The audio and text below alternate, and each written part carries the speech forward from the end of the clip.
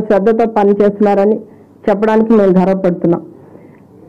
గతంలో గత ప్రభుత్వాలలో మహిళల కోసం, మహిళల యొక్క భద్రత కోసం ఇంతగా ఆలోచించింది ఎవరూ లేరు. మన గౌరవ ముఖ్యమంత్రి వర్యులు జగన్మోహన్ రెడ్డి గారు మహిళలకి ప్రాధాన్యత ఇస్తూ ఈ రోజున మహిళలకి అన్ని రంగాలలో అంటే రాజకీయ సాధికారత సాధించడానికి, అలానే మహిళలందరూ కూడా మహిళా సాధికారత సాధించడానికి, వాళ్ళ భద్రత విషయంలో ఈ రోజున రాష్ట్రంలో మహిళలందరూ కూడా ఆరోగ్యంగా ఉండాలి, ఎవరు కూడా రక్తహీనతతో బాధపడకూడదని అలా ప్రతి శాఖలో కూడా మహిళలకి ఇంపార్టెన్స్ ఇస్తూ ఈ రోజున పరిపాలన కొనసాగిస్తున్నారు. మరి గతంలో అయితే మహిళలు ఇబ్బంది పడుతున్నా అంటే గత ప్రభుత్వంలో చూసాం. ఈ విజయవాడ పట్టణంలోనే కాల్మనీ సెక్స్ రాకెట్లో మరి మహిళలందరినీ కూడా వ్యభిచార కూపంలో దించింది ఆ ప్రభుత్వంలో ఉన్న నాయకులే. ఆ ప్రభుత్వంలో ఉన్న కొంతమంది శాసనసభ్యులు కూడా ఆ విధంగా వాళ్ళని ఇబ్బంది పెట్టిన సంఘటనలు మనం చూసాం. అలానే నాగార్జున యూనివర్సిటీలో చదువుతున్న ఒక అమ్మాయి ఆత్మహత్య చేసుకుని సూసైడ్ నోట్ రాసి చనిపోయినా కూడా మరి అధికార పార్టీ వాళ్ళంతా కూడా అతనికి ఎవరైతే ఆ అమ్మాయి హత్య చేసుకోవడానికి కారకుడు అయ్యాడో అతనికి కొమ్ము కాసి కొంతకాలం అతన్ని ప్రొటెక్ట్ చేయడం జరిగింది. తర్వాత మరి ఆ అమ్మాయి పేరెంట్స్ వాళ్ళంతా కూడా గొడవలు చేసి ఎక్కువ పట్టుబట్టి గొడవలు చేయడంతో తర్వాత కాలంలో అరెస్ట్ చూపించారే తప్ప ఎక్కడైతే ఇబ్బంది కలిగిందో, ఎవరి వల్ల కలిగిందో అనే దాంట్లో ఎక్కడా కూడా ఇమీడియట్ యాక్షన్ అనేది ఎప్పుడూ లేదు. అలానే వనజాక్షి అనే ఒక ఎంప్లాయ్ ఎంఆర్ఓ ఆవిడ విషయంలో కూడా మరి ఆవిడ నేను ఇబ్బంది పడుతున్నాను ఒక శాసనసభ్యుడి వలన అని చింతమనేని ప్రభాకర్ మీద కంప్లైంట్ చేస్తే స్వయంగా ఆనాటి ముఖ్యమంత్రి గారి చంద్రబాబు నాయుడు గారు పంచాయతీ చేసి మరి ఆ కేసుని అంటే అతని మీద ఎవరైతే శాసనసభ్యులు ఇబ్బంది పెట్టారో ఆ వనజాక్షి అనే ఎంఆర్ఓ అని ఎటువంటి యాక్షన్ లేకుండా పంచాయతీ చేయడం జరిగింది. ఈ రోజున జగనన్న ప్రభుత్వంలో తప్పు ఎవరు చేసినా, ఎలాంటి వాడు చేసినా ఇమీడియట్ రియాక్షన్, ఎట్టి పరిస్థితుల్లోనూ కూడా తప్పు చేసిన వాళ్ళని సమర్థించడం అనేది లేదు. వాళ్ళ మీద వాళ్ళు చేసిన తప్పును బట్టి వాళ్ళకి శిక్ష పడే విధంగా చర్యలు తీసుకోవడం జరుగుతుంది. మరి మొన్న 12వ తేదీన అర్ధరాత్రి ఈ తాడేపల్లిలో ఒక మైనర్ బాలికపై ఆ నియరెస్ట్గా ఉన్న ఒక వ్యక్తి, నేర చరిత్ర ఉన్న వ్యక్తి మరి దాడి చేసి ఆ అమ్మాయిని హత్య చేసిన సంఘటన మనం చూసాం. అయితే ప్రతిపక్షం వాళ్ళు చెప్తున్నారు గంజాయి మత్తులో చేశారు అని. అది గంజాయి మత్తు కాదండి, మద్యం మత్తులో చేశారు. అది కూడా వాళ్ళకున్న వ్యక్తిగత గొడవలతో అతను మద్యం మత్తులో వచ్చి ఆ అమ్మాయిని ఇబ్బంది పెట్టి గొడవ చేసి హత్య చేయడం జరిగింది. హత్య చేసిన ఆ వ్యక్తి ఎవరైతే ఉన్నాడో అతన్ని వితిన్ 1 అవర్లో మా పోలీసులు అరెస్ట్ చేయడం జరిగింది, అదుపులోకి తీసుకోవడం జరిగింది. అంటే ఈ రోజున ఎవరైతే హత్య చేశారో లేదా నేరం చేశారో ఇలాంటి సంఘటనలు మన రాష్ట్రంలో ఈ 3.5 సంవత్సరాలుగా జరిగిన పరిస్థితుల్లో 24 గంటల్లోనే వాళ్ళని అదుపులోకి తీసుకోవడం జరుగుతుంది. అంటే పోలీస్ శాఖ ఎంత సమర్థవంతంగా పనిచేస్తుంది అనే దానికి ఈ రోజున వారి పనితీరు, వాళ్ళు చూపించిన అరెస్టులే నిదర్శనమని మీకు తెలియజేస్తున్నాను. అంటే ఎవరో ప్రతిపక్ష వాళ్ళు ఏదో మాట్లాడారు, వాళ్ళకి సంజాయిషి ఇవ్వడం కాదు, రాష్ట్ర ప్రజలకు తెలియడం కోసం ఈ రోజున నేను మాట్లాడడం జరుగుతుంది.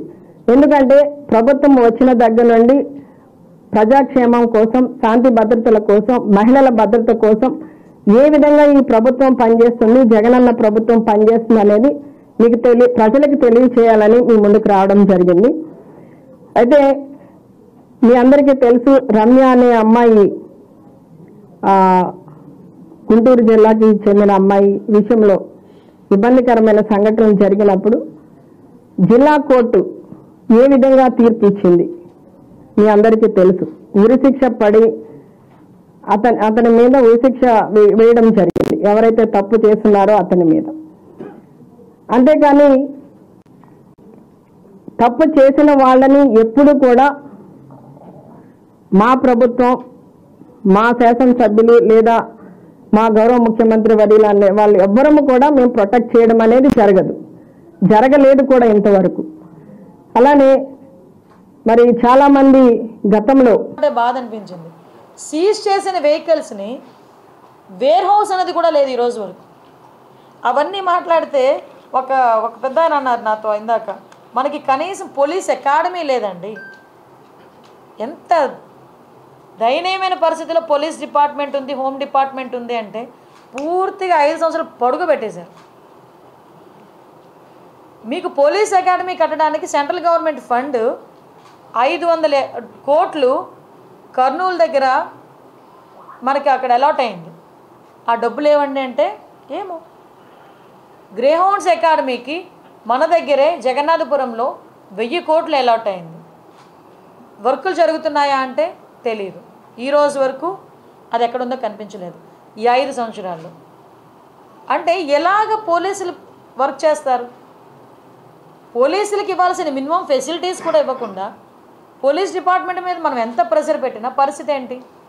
ఈరోజు ఇలాంటి ఇష్యూస్ని చాలా మేము డిస్కస్ చేస్తున్నాం. డెఫినెట్గా గాంజాయి విషయంలో ఉక్కుపాదం మోపడం అన్నది ఖాయం. గంజాయి విషయంలో బతికేద్దాం, గంజాయితోనే వ్యాపారం చేసేద్దాం అనుకున్న ఎవరైనా ఈ రోజుతో క్లోజ్ చేసుకోండి. దీని మీద పర్యవేక్షణాలు చాలా సీరియస్గా ఉంటాయి. గంజాయితో దొరికితే ఏదో పాపం ఎంత దారుణం అంటే 18 నుంచి 25 సంవత్సరాల లోపు ఉన్న వాళ్ళు ఎక్కువ మంది ఈ గంజాయి ట్రాన్స్పోర్టేషన్లో. వాళ్ళు చెప్తూ ఉంటే బాధ అనిపిస్తుంది. ఒకరోజు నేను అక్కడ కూడా ఒకసారి సెంట్రల్ జైలు కూడా ఒకసారి వెళ్ళి చూస్తాను. ఒకసారి వెళ్ళి అక్కడ కడుపుతో ఉన్న వాళ్ళు, ప్రెగ్నెంట్ లేడీస్, చిన్న చిన్న పిల్లలు, వాళ్ళందరూ కూడా ఈరోజు 1200 మంది జైల్లో ఉన్నారంటే ఏంటి దాని పరిస్థితి ఏంటి? అంటే ఇన్ని సంవత్సరాలు, ఈ 5 సంవత్సరాలు విశాఖపట్నాన్ని రాజధాని చేసేస్తానని మాట్లాడి ఏందయ్యా రాజధాని చేసామంటే గంజాయికి రాజధాని చేశారు, డ్రగ్స్కి రాజధాని చేశారు. రోడ్డు మీదకి వెళ్తూ ఉంటే భయం వేస్తూ ఉంది. ఇటువంటి సిచ్యువేషన్ నుంచి కంపల్సరీగా ఒక మార్పు అయితే తీసుకురావాలి. ఆ మార్పు తీసుకురావడానికి వైజాగ్ ప్రజల్ని కూడా నేను సపోర్ట్ కోరుకుంటున్నా. డెఫినెట్గా పోలీస్ వాళ్ళకి సపోర్ట్ చేయండి. ఇంకొకటి కూడా చెప్తున్నా, గంజాయి విషయంలో నేను పోలీసులకి ఇన్ఫర్మేషన్ ఇది కూడా చెప్పాను. గంజాయి విషయంలో ఎవరైనా పట్టుబడిన తర్వాత పోలీస్ డిపార్ట్మెంట్ వాళ్ళకి మేము అధికార పార్టీకి సంబంధించిన వాళ్ళు మనం చెప్పినా కూడా మీరు టాలరేట్ చేయొద్దు అని చెప్పా. ఎవరైనా ఒకటే తప్పు చేసినవాడు గంజాయి విషయంలో ఎట్టి పరిస్థితుల్లోని తెలుగుదేశం పార్టీ వాళ్ళైనా, జనసేన, బీజేపీ ఏ పార్టీ వాళ్ళైనా, ఆఖరికి వైఎస్ఆర్సీపీ వాళ్ళైనా ఎట్టి పరిస్థితుల్లోని ఎవరిని కూడా టాలరేట్ చేయాల్సిన అవసరం లేదు. టాలరేట్ చెయ్యం, ఎట్టి పరిస్థితులను టాలరేట్ చెయ్యం. టాస్క్ ఫోర్స్ ఈ రోజు నుంచే రంగంలో దిగుద్ది. చెక్ పోస్టులు పెంచుతున్నాం. చెక్ పోస్టుల దగ్గర సీసీ కెమెరాస్ కూడా మేము అరేంజ్ చేసుకోవడానికి సిద్ధపడుతున్నాం. చెక్ పోస్టుల దగ్గర సీసీ కెమెరాస్తో పాటు దాన్ని మానిటర్ చేయడానికి ఆల్రెడీ కంట్రోల్ రూమ్స్ దగ్గర ఉన్నాయి. కాకపోతే నాకు ఎంత బాధ అనిపిస్తుందంటే ఇవన్నీ మేము చేయగలమని వాళ్ళు చాలా కాన్ఫిడెంట్గా చెప్పారు పోలీసు. కానీ ఈరోజు సిటీలోనే చూస్తే 1700 సీసీ క్యామ్స్ ఉంటే 700 పనిచేస్తున్నాయంట. ఏంటి అంటే మెయింటెనెన్స్కి డబ్బులు లేవు. ఈ 5 సంవత్సరాలు పోలీస్ స్టేషన్ మెయింటెనెన్స్కి డబ్బులు లేవు. వాళ్ళు ఇచ్చే 8000 రూపాయలు కూడా 5 సంవత్సరాలు ఇవ్వలేదు. ఏమైపోయిందండి ఈ డబ్బంతా? ప్రతి నెల 8000 రూపాయలు వాళ్ళకి వచ్చే మెయింటెనెన్స్ అంటే స్టేషనరీకనో దేనికనో ఖర్చులకనో దేనికనో వెళ్తే దానికి కూడా 8000 రూపాయలు కూడా ఈరోజు వరకు లేవు. ఏఆర్ ఎవరైనా వాళ్ళని విఆర్లో పెడితే పని చేయించుకుంటారు కానీ జీతాలు ఇవ్వరు పోలీసులకి. ఈ 5 సంవత్సరాలు దుస్థితి అది పోలీసుల దుస్థితి. నేను ఛాలెంజ్గానే తీసుకుంటున్నా, డెఫినెట్గా నేను ఛాలెంజ్గానే తీసుకుంటున్నా. ఎందుకనంటే ఈరోజు వరకు 6లో పోలీస్ స్టేషన్లో ఒకసారి మీరు చూస్తే షెడ్లు వేసుకొని ఉన్నారండి. పోలీస్ స్టేషన్లో మినిమం ఫెసిలిటీస్ లేవు. మినిమం ఇమ్యూనిటీస్ కూడా కల్పించకుండా పోలీసులు ఉద్యోగాలు చేయమంటే ఎలా అవుతుంది? అలాగే నన్ను ఆల్ ఆఫ్ సడన్ వీళ్ళకి నేను ఏదో చేస్తాను కదా, చెయ్యొచ్చు. ఏ సిఎస్ఆర్ ఫండింగ్స్ ఉన్నాయి? కలెక్టర్ గారికి ఒకసారి కలెక్టర్ గారు నిజంగా 5 సంవత్సరాల్లో కలెక్టర్ గారు కూడా దృష్టి పెట్టుంటే వాళ్ళకి ఎంతో కొంత మంచి జరిగేదేమో. ఈ రోజు వరకు ఒక అకాడమీకి కానీ వేరే వీటికి వచ్చిన డబ్బులు ఏమైపోయినాయి? అవన్నీ పక్కన పెట్టండి. ఎకడమికల్ ఇష్యూస్ అన్నీ పక్కన పెట్టండి.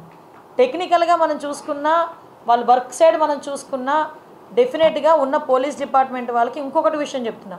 ఈరోజు ఎవరైతే రిజర్వ్ పోలీసులు కొంతమంది ఉన్నారు, ఏపీఎస్బీ వాళ్ళందరూ కూడా ఏదో ఆ టైంకి వస్తారు, ఆ టైంకి వర్క్ చేస్తుంటారు, మళ్ళీ బ్యాక్కి వెళ్తుంటారు. అలాంటి వాళ్ళని కూడా మేము ఇంటిగ్రేట్ చేసి వాళ్ళతో కూడా కోఆర్డినేట్ చేసుకొని ఫర్దర్గా ఎటువంటి చెక్ పోస్టుల దగ్గర కానీ ఎక్కడైనా డ్యూటీస్ వేసేటప్పుడు వాళ్ళని కూడా యూజ్ చేసుకునేటట్టుగా ఎటువంటి టెక్నికల్ ఇష్యూస్ వాళ్ళకి లేకుండా ఒకసారి మొత్తం అఫీషియల్స్ అందరితోనే మాట్లాడి దాన్ని కూడా ఇంటిగ్రేట్ చేస్తాం. నాకు ఆశ్చర్యకరమైంది ఏంటంటే, ఇది పొలిటికల్, ఆశ్చర్యకరమైంది ఏంటంటే ఇన్ని ఫెసిలిటీస్ లేకపోయినా మాలాంటి వాళ్ళ దగ్గరికి వచ్చి ఎందుకు అరెస్టులు చేసేవారో మాకైతే అర్థం కాదు. పోలీసులు ఎందుకు అంత ప్రాణం పెట్టి పనిచేశారు? ఏమీ కల్పించకపోయినా పోలీసులను పెట్టి అంత ప్రాణం పెట్టి పనిచేశారే, మరి అన్ని ఫెసిలిటీస్ కల్పిస్తే మరి ఇంకెలా పనిచేస్తారో చూడాలి. ఏమో చూడాలి. అంటే మా మీద అంటారా వాళ్ళ మీద అంటారా? ఇప్పుడు ఆపరేషన్ లేకుండానే మోకాళ్లకు ప్లాస్మా ట్రీట్మెంట్. మీ ఆర్థోపెడిక్ సమస్యలన్నిటికీ రోబోటిక్ టెక్నాలజీ ద్వారా తక్కువ ఖర్చుతో శాశ్వత పరిష్కారం. Free consultation. ప్రతి ట్రీట్మెంట్ పై 20% డిస్కౌంట్. ఈ ఆఫర్ కొద్ది రోజులు మాత్రమే. త్వరపడండి. V9 hospitals 9281465842.